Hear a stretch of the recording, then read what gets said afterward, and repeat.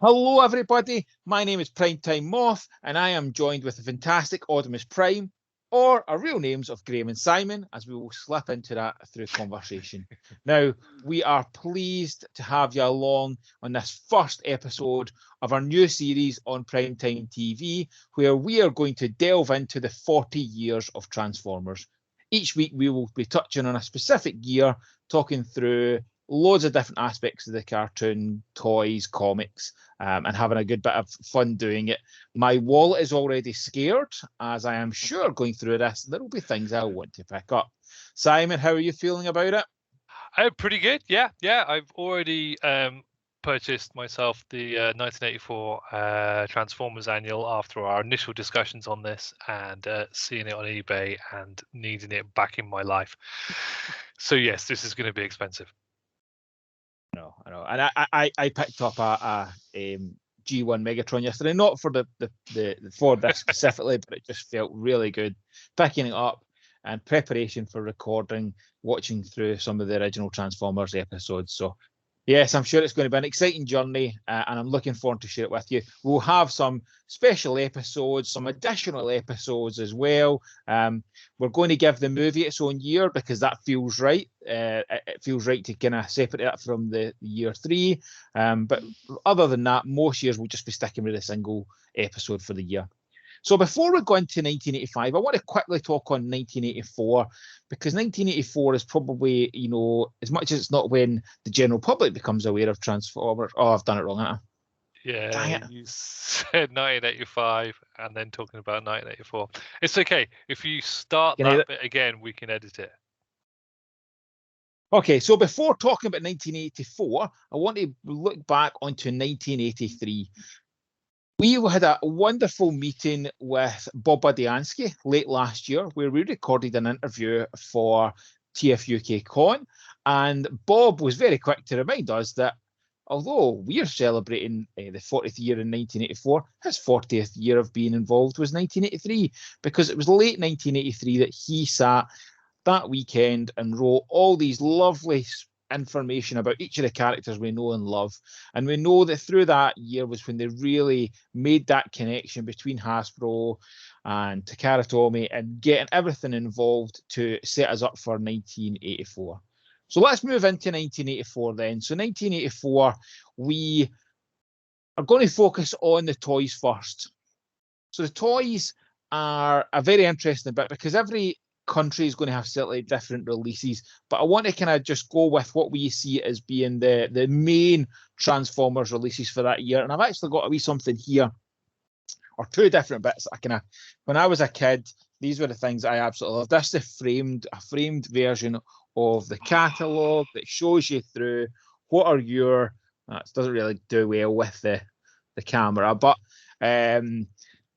it shows you through the Transformers we got in that year. So you've got your mini cars, you've got your cars, you've got the Autobot Commander, the wonderful Optimus Prime, you've got Soundwave and his cassettes, and you've got the planes as well as Megatron. But the one that I remember more so, and probably people in the UK will remember better, is this original one, which showcases that we didn't have Megatron at the beginning. And we've got, when we go to the Decepticons, you've got Cassette Man and his spy cassettes. You've got the strike planes. You've got the mini cars. You've the leader's truck, just in case you didn't know he was a truck. And then you've got the robot cars. I remember those so vividly in my mind about looking at them and going through what was the potential, what was out there. What's your first memory, Simon, of the kind of seeing the toys? I think Argos catalogs. Argos catalogs in the early 80s. I distinctly remember looking at all the pictures in there and seeing a Sideswipe and Optimus Prime and the jets and thinking these are amazing. I need these. I think the cartoon had started airing on the Wide Awake Club before I got into the toys at all. So yeah, those are my first memories. Argos catalogs or Index catalogs as well. That's going back Hey, even further O- back. often forgotten about. Quite often we hear people talk about the Argos catalogue, but yeah, people don't talk about the Index catalogue. But yeah, I know the Index catalog was amazing. no, it's interesting because everybody's got their own way of remembering how they got into Transformers. Mine was my first toy. I think that's why I always think toy first. I got Transformers Gears as my first toy, and I remember being like, "What is this little fella?" What? I didn't know anything else about it. I hadn't seen the shows, hadn't seen it was comics, and it was just more like, "This is really cool." It's like think of the Transformers now. I think of them as being fidget cubes, and I can just remember the feeling of this is two toys in one. It's a bargain. Two toys in one. So I loved that aspect of it. So yeah, so we had the season 1 cartoon airs in 1984. That didn't have full airing in the UK. Not everybody got to see all of it. I don't really remember seeing it in the TV quite as often as I remember videotapes. Getting them from the shop. The old days where you'd walk down and get a certain videotape and kind of go over it time upon time upon time. And Arrival from Cybertron was that for me, just going through and through and rewatching and rewatching as I tried to kind of understand who each of the characters were. And the cartoons back then very much, let's be honest, were toy commercials. They would do that bit of let's introduce characters, let us go through and show you the next toy you're going to want to buy. But I think they were an incredible, important part of the franchise. And I think it's also interesting because depending on how you were introduced to the franchise, whether you were comic, cartoon, toy, independent what toy, depends on what you name certain characters. I straight away in season 1, and there's other bits throughout the franchise. In season 1, the classic Frenzy and Rumble. Who is Frenzy? Who is Rumble? For me, I only had good guys when I was a kid. Soundwave is my favourite character now. But I only had good guys as a kid, so I never had the toy of Soundwave or the cassettes. And our little village never had the comics, so I very rarely got a comic when we were out somewhere special. So for me, Frenzy and Rumble is blue, Frenzy is red. And that is obviously controversial because other people read it and go, well, actually, if you got the toys first, or if you got the comics first, you're going to have a different opinion. And it's an opinion that 40 years later still has arguments over, still has people saying, but this is right. And I think it's an interesting bit that, that one of the things I want to talk about throughout the 40 years is the moments that have challenged what is now we see as a fandom. I don't think it's fandom back then. And I don't imagine there was people arguing back in 1984, like in school. Can't imagine school kids arguing, well, this is Friends, this is Rumble. It would just have been, maybe there was arguments. It just certainly wasn't mine. What's your thoughts on these kind of early challenges to the Transformers fandom? I think there's a couple of things in play here that I'll touch on. First, Rumble is blue, obviously. Good man. One of the earlier Transformers I had was a Frenzy that I got off of a mate.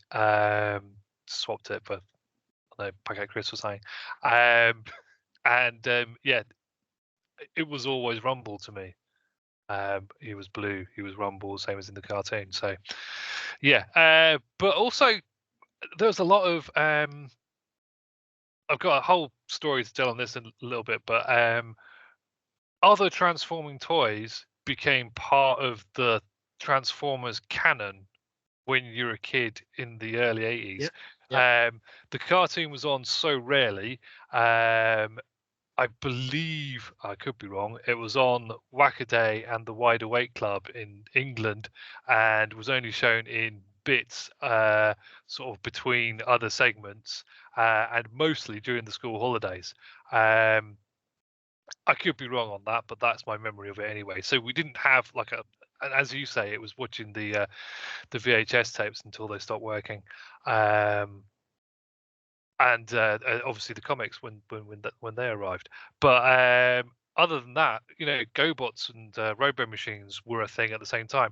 Mine and my brother's first Transformer was Turbo, the the Robo Machine, and he was bought by my mum at a shop as a Transformer for my brother as a reward for something at school or something.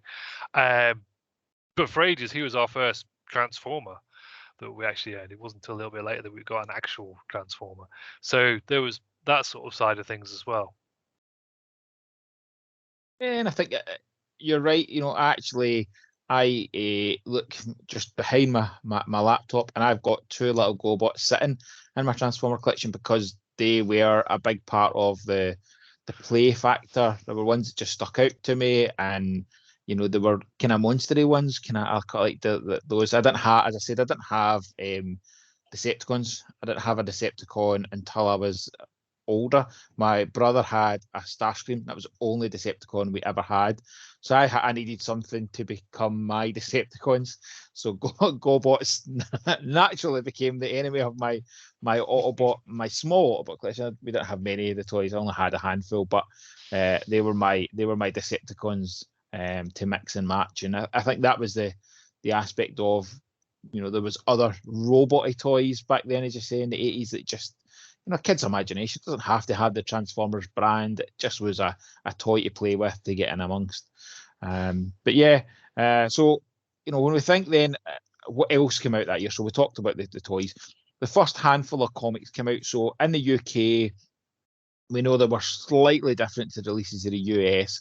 As I said, we had the pleasure of speaking to Bob Budiansky, chatting through that first bit of sitting writing a 4-issue limited series that was very much not just 4 issues and continued on. And there's really interesting bits in that. And it's a recording that we will share post TF UK Con. So I don't want to go too much into the comics because of that. I think that's a really good one to, we can't do it as much justice as we can when we're speaking to Bob. So we'll share that one later down the line. So let's talk about then the kind of, when we think about the cartoons. So, as I said, I remember seeing Arrival from Cybertron as I knew it. I remember first reading a bit more in the Meets the Eye, thinking it was a whole different cartoon. I was like, I'm looking forward to seeing this. No, that's the same one I know. And then there's a handful of ones in the first series that jump out to me, that really struck a chord with me. And those are the episodes that had Skyfire in them. Now, we'll talk a little bit about the challenges of Skyfire / Jetfire when we come to the next week in our 1985 episode. So we're just going to stick with what we see on the cartoon at this point. At this point, we don't know there's a toy coming that relates to this character. But for me, that early aspect of having somebody who was, I am a Decepticon, but now I'm actually an Autobot, and the challenges, and I found that really interesting. I thought the size of him as well, like just a big opposing character. Absolutely fantastic episodes. I think they are, watching the two of them, are probably my favourite of the first season. But there's just so many. I mean, there's only 16 episodes in the first season, and some absolute crackers in there. Have you got a preference for an episode from that first season? Again, I was just thinking, Fire in the Sky was one of the ones that really stuck in my mind. Now, I'm just looking on the wiki to try and figure out whether that actually. Let's talk through them. So you've got More Than Meets the Eye, you've got Transport to Oblivion, Roll for It, Divide and Conquer, Fire in the Sky, SOS Dinobots, Fire in the Mountain, War of the Dinobots, The Ultimate Doom, Countdown to Extinction, Plague of Insecticons, and then Heavy Metal War. I think that's the interesting. When I look through and I think about it and go, so you had a Skyfire episode, a Dinobots episode, Skyfire episode, Dinobots, and we talked. It wasn't as if this is how it was aired for us. It might have been for our American friends. This might be how it was aired in those orders. But to think that you had 2 episodes for each of those, one for Skyfire and 2 for the Dinobots to really introduce them, which later series doesn't really do that. Doesn't kind of. There's so many characters are introduced that it's throwing them on the screen almost.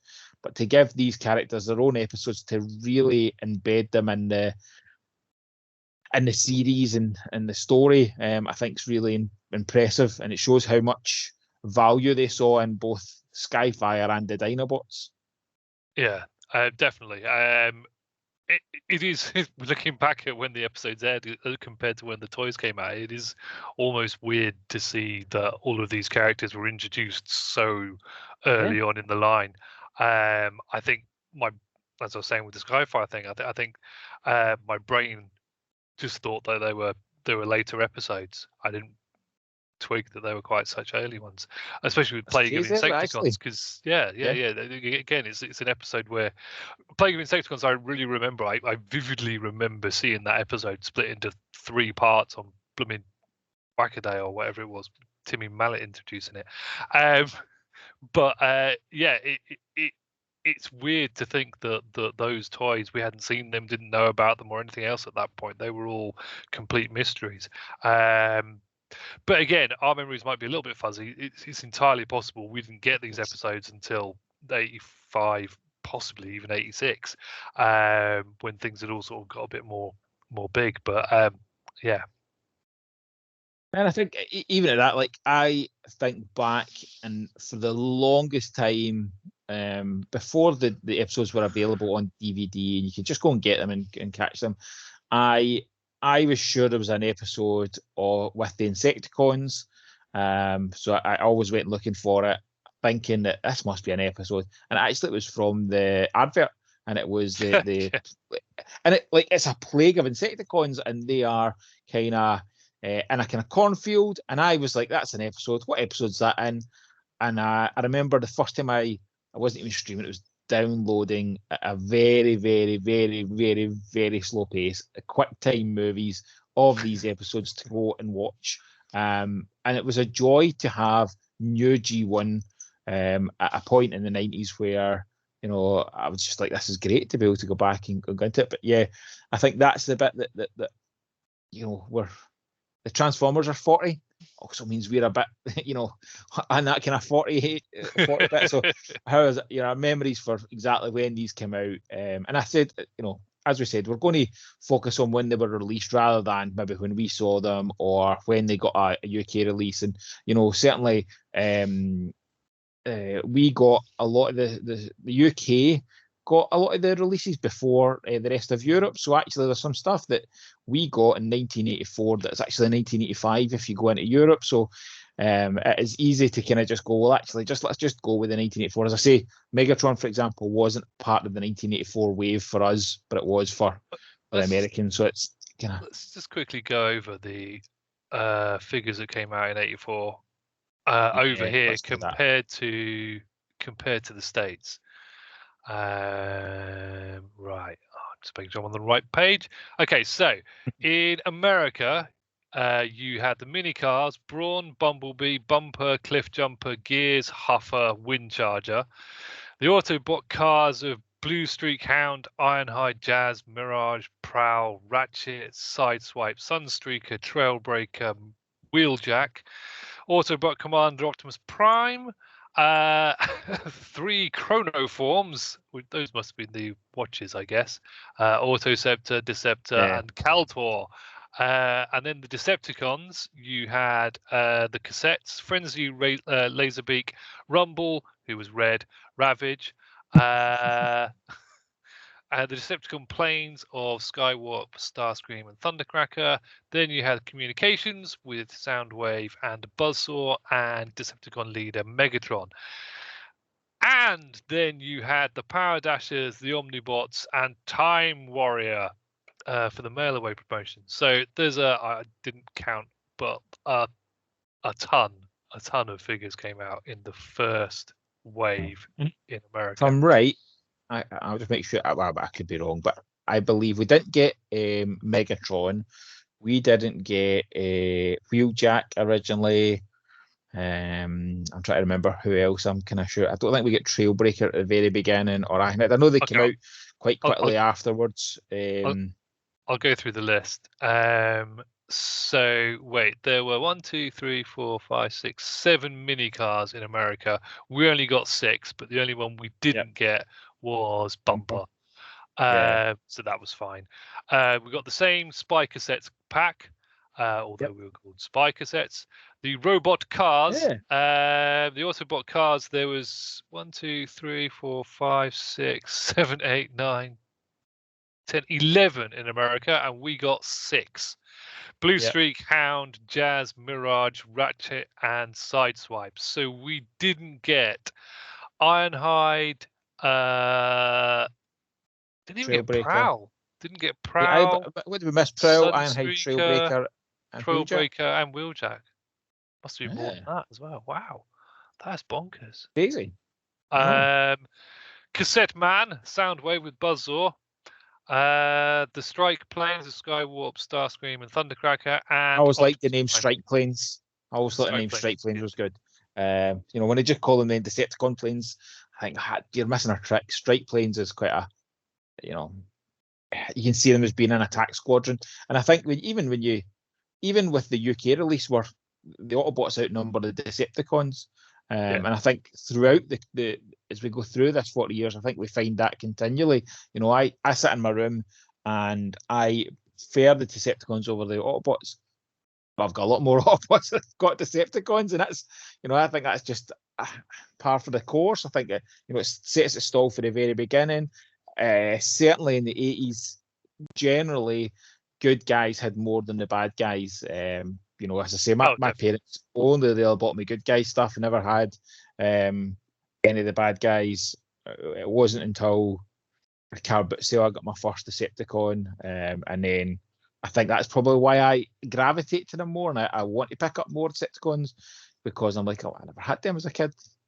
See, one thing I always found slightly, I mean, it's been somewhat corrected over time. Well, not corrected, but changed over time. But with most of the toy lines and most of the sort of franchises that we remember from our youth, the bad guys would be a few characters and then a mass of nameless, faceless soldiers to fill out their ranks. That could be cannon fodder for the small group of hero good guys. And Transformers didn't do that, at least not early on. Other than Decepticons, really. But, yeah. But I mean, not en masse. Right. You didn't have stormtroopers. You didn't have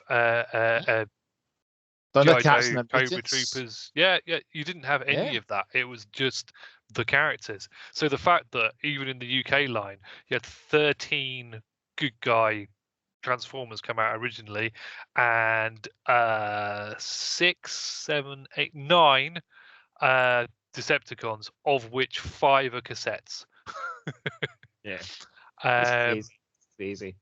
It is bonkers, but yeah, I think that's... What I also like about the first year, obviously we know that the toy line came out of Diaclone and Microchange. Diaclone being that kind of more the cars and the realistic things, not realistic things, the cars and the planes and more realistic alt modes, whereas the Microchange was more the your gun, your real life things, your gun, your tape player. The bit that I only in the last few years cottoned on to and was blown away with was the mini cars were not Diaclone, they were more Microchange, because they were of your, I can't remember the name of it. They were essentially toy cars rather than being cars.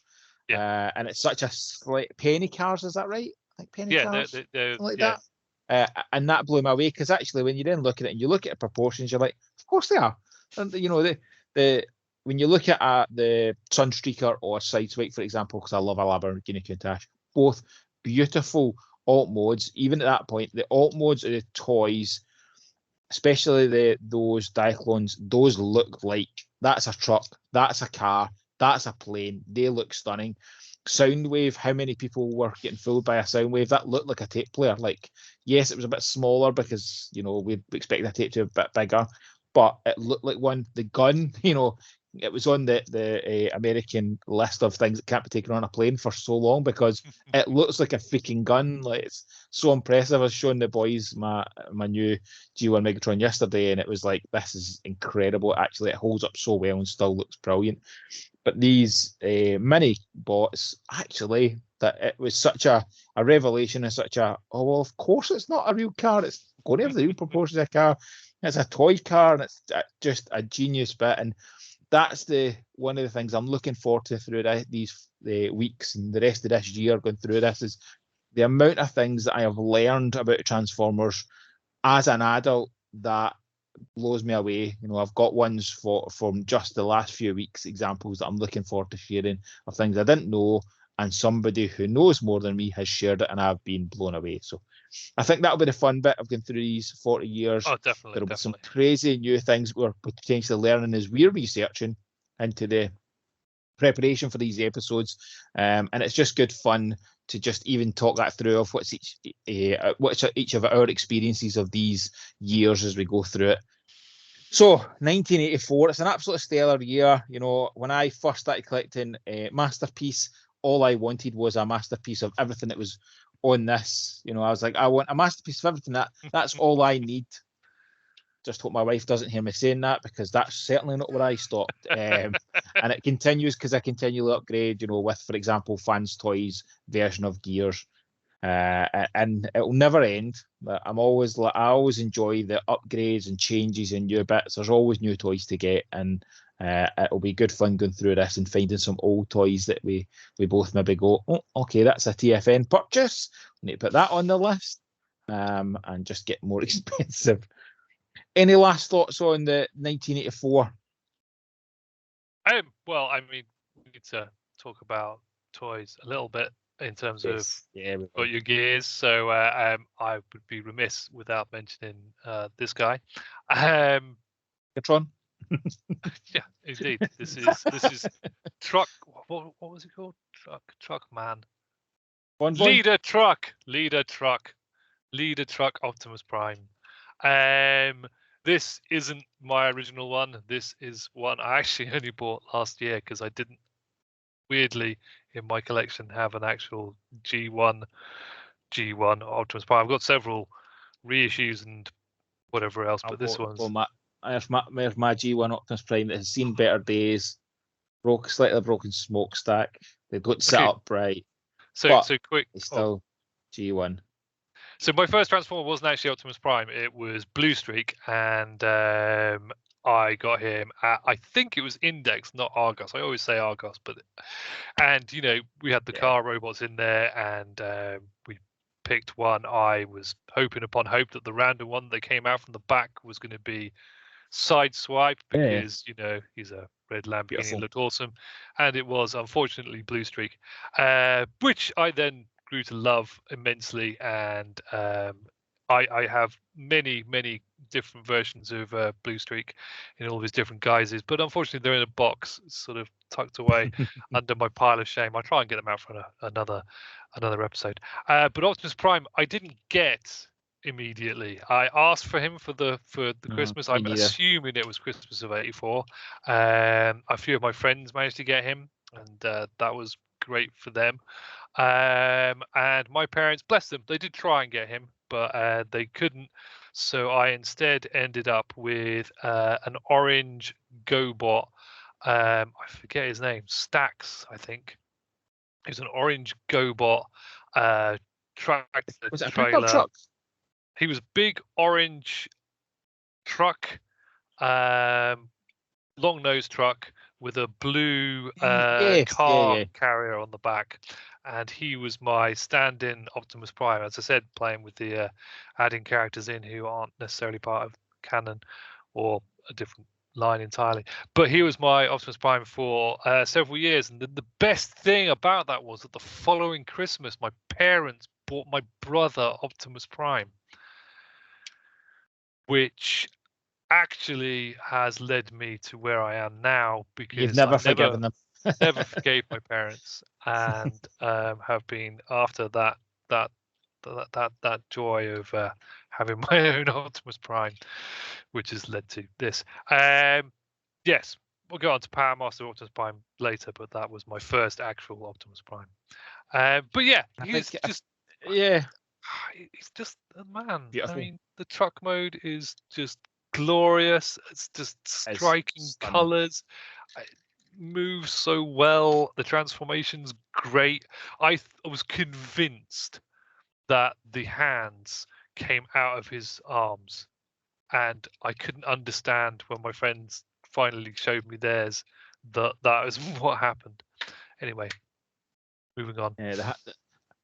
I don't know if does Optimus Prime have hands. Okay, I don't. I think my hands were lost like incredibly quickly. I don't remember keeping them for a long time. Same as my wee brothers. Starscream did not keep its hands very long. But yeah, so Optimus Prime's a special one. You know, we talked about you're going to give us your Optimus Prime of the year. It's only ever going to be one for 1984, probably 1985. Yeah, probably I don't think 1986. It's the early years are. Power Master Prime. I mean, I could do Pepsi Prime, I suppose. Yeah. But yeah, so my pick of the year was always going to be Gears. Like, he's not the best Transformer, but he's the most pivotal Transformer for me because that's what started it. So Gears will always have that special place.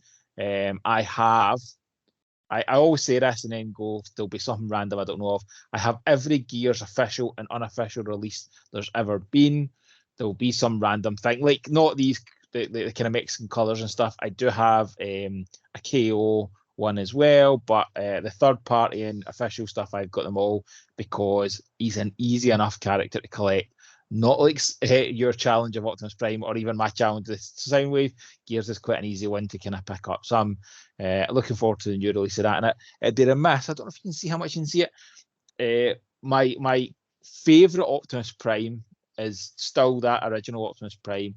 I'm going to tell you a quick story about Optimus Prime and my why he is so awesome up there.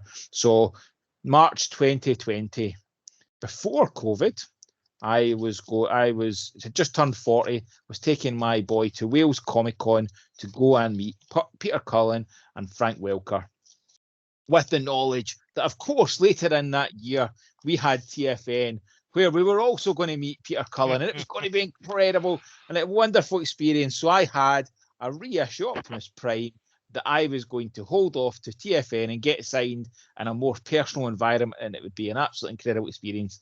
So the Friday morning before leaving to go to ready to go to Wales Con, I looked at the reissue Optimus Prime and went, I wonder if this COVID thing is as bad as they think.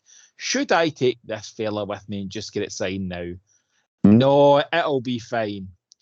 That regret sat with me for 2.5 years, and that figure almost mocked me for that decision.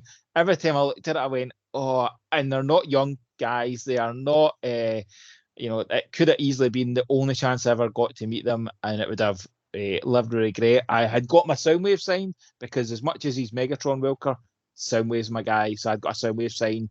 That was my priority with him. So I had fine with him. And then thankfully, October 22, the Glasgow, no, it wasn't. It was Edinburgh Comic Con. Frank Welker and Peter Cullen were there. And I had just joined PrimeTime Toys, and I got Optimus Prime. I told them my story, told them the challenge of the 2.5 years to get this signature, and how I was actually quite emotional about it. I'll be honest, I started to choke up, and you could see him being really reflective of that. And then I told him the fact that I just joined PrimeTime Toys and that it was his name was so pivotal in my life. And he actually wrote on the trailer, "It's PrimeTime" from Peter Cullen. So that figure is incredibly special. And as much as I'm not really an Optimus Prime guy, you can't be a Transformers, in my opinion, you can't be a Transformers fan without being an Optimus Prime guy and without being a Megatron guy, because they're the linchpins of the whole show. But that's my story of my Optimus Prime. It's not an official original one, but it's damn close to it, and it's an incredible one. And certainly as we go through this, I'm looking forward to hearing your stories of some of the Optimus Primes, because there's some that I don't have. I've got a small Optimus Prime collection, some really nice ones in there. Power Master Yeah, Primes, I've only got a few. So I'm looking forward to that, and I think that's the bit that I'm looking forward to the most is when we start to talk about how these characters have developed and how we've got different versions of them and the gimmicks that have came across the years and the things we enjoyed. It'll be incredible. And actually then we'll talk at the end of this year, our final episode of the year, we'll be talking through and reflecting on this year. which will be an incredible year. We've got some exciting things we know about. We've got the Missing Link Optimus Prime, 2 versions of. I expect we'll have more Missing Link. We have already had the 40th anniversary versions of Soundwave and Blaster, and more exciting things to come this year. So this is going to be an incredible journey. We're so grateful to have you along. Please give any comments, any feedback, send us a message.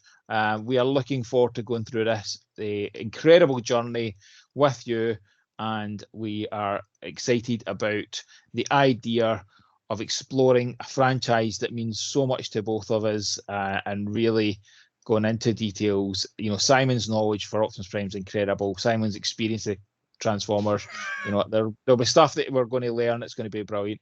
So thank you very much for joining us this episode. Simon, any last words from yourself? No, not at this point. Thank you for having me, and sharing this whole thing with me. This is going to be really good fun. I'm really looking forward to the other years. Yeah, and the one point to make is each week we will alternate who's hosting. So next week Simon is going to be in charge of hosting. He's doing the homework. He's prepping for 1985. I'm looking forward to it. I very quickly, when we sat and did the rundown, I realised that I'd made a mistake, and you get the absolute pleasure of hosting the Transformers the movie one. But I think that's one that we'll both incredibly enjoy. I've not looked to see who's getting some of the stinker years, the years that nobody wants. But I think that the first few years will be incredibly exciting to go Who's through. Getting Machine Wars? Who's getting Machine Wars? Machine Wars is one. Just where my head. I've got the Machine Wars Soundwave repaint of the Fanswabi. So Machine Wars is one that I wasn't excited about, but now I kind of, having listened to Andy Cousins talk about some of those molds, Machine Wars is something I would quite like to try and pick up some pieces of.